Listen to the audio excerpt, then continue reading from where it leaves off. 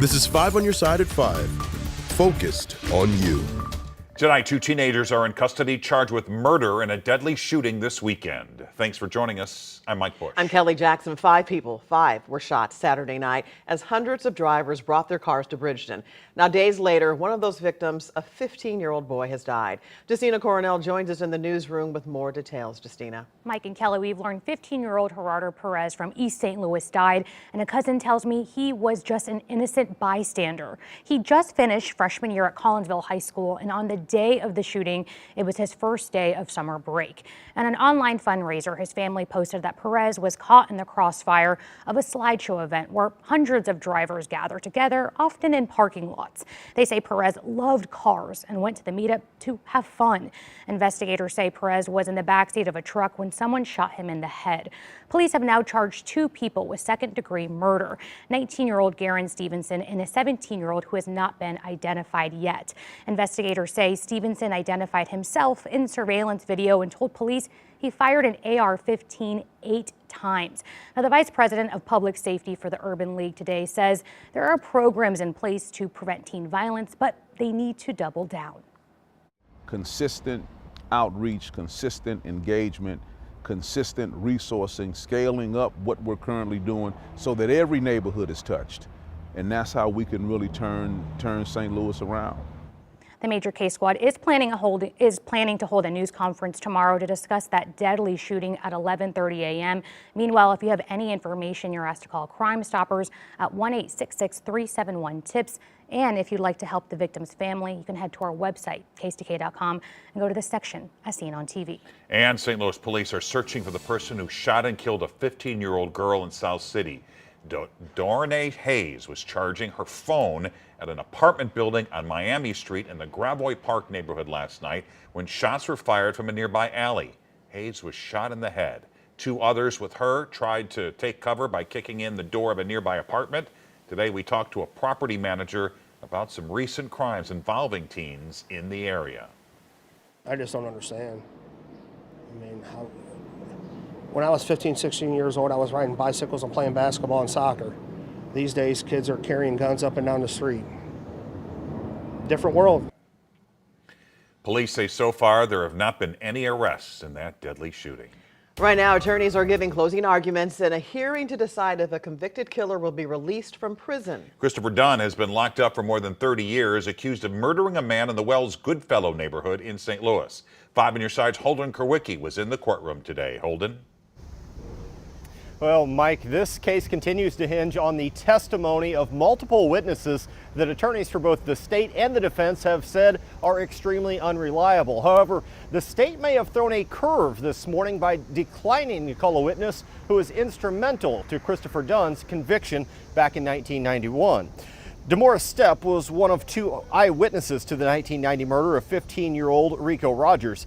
He initially testified that Dunn was the gunman on that fateful night, but he has since recanted his statement and then walked back, saying he didn't know who the gunman was.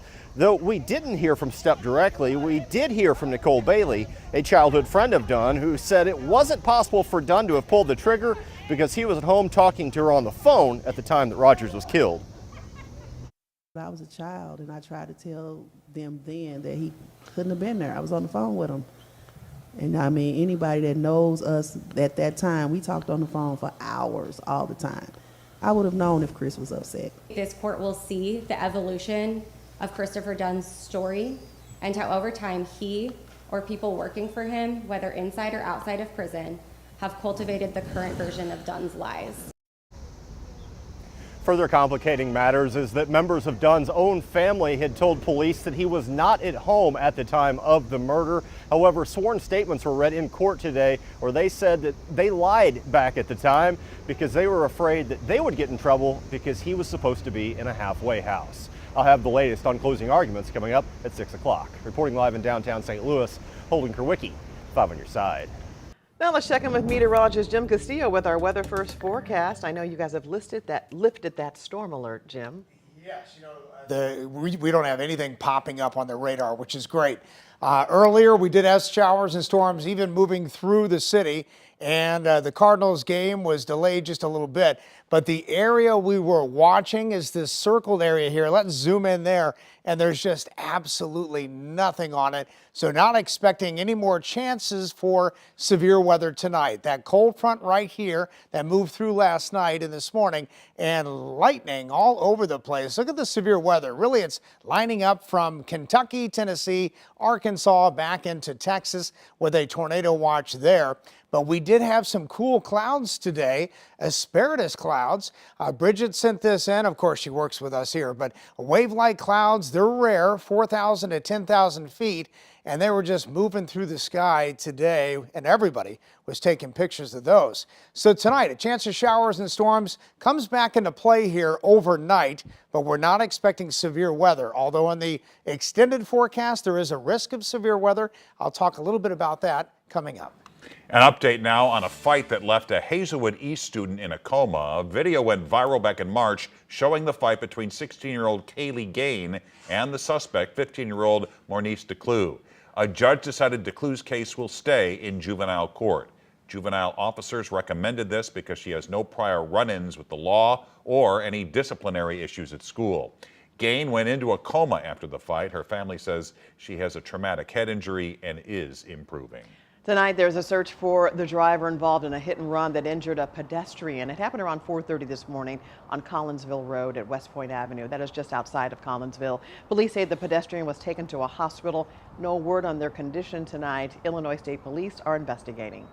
All the editorial staff at a local newspaper has been laid off. The Riverfront Times has been printing in the St. Louis area for nearly half a century. They do a great job. Its owner, Big Lou Media, sold the newspaper. According to our partners at the St. Louis Business Journal, the new buyer is not retaining any of the Riverfront Times editorial staff. We still don't know the name. We're working on it, but we still don't know the name of the new buyer. New at 5. Now that cicadas are out, what do we do with them? The bugs leave their shells behind, which is an eyesore for sure, but are they an actual problem? Tracy Henson is live in Forest Park. You talked with a cicada expert who has the answer. Yeah, I sure did, Kelly. And so the actual shells themselves are just made out of chitin, which is a very fancy, complex sugar. No, I'm told they don't taste like caramel or something like that if I was to bite into this shell, which I will not do. But they will degrade quite nicely and help your plants out a bit. The actual bugs, though, those will smell as they decompose. Overall, they're good for the environment because they emerge from the soil. It's nature's own aeration. Edward Spivak is an expert on cicadas. He's the curator of invertebrates at the St. Louis Zoo. Spivak told me that the little holes the bugs create can actually limit flooding because it gives water a new place to go in areas where the soil is usually too dense. On top of that, they're actually good for the dirt. If you want to kind of increase the kind of breakdown, and if you also want to increase the fertility of parts of your soil, you can gather them up and just add them as an amendment to your soil or put them in your compost bin. So as the shells and the bugs themselves start to break down, it's actually going to provide nitrogen to the soil, one of the building blocks of life on Earth itself. So as you hear that rumble here in Forest Park, just think that when it does settle down, we should have a pretty beautiful abundance of plants that follow. Live in Forest Park, I'm Tracy Henson, 5 on your side. And we are answering all of your questions about cicadas on KSDK.com. For a link, just text the word cicada to 314-425-5355. A tornado causes major damage in Iowa, the latest on the search for survivors. SNAP benefits are at the center of a new funding bill. The major change some lawmakers want to see to the program.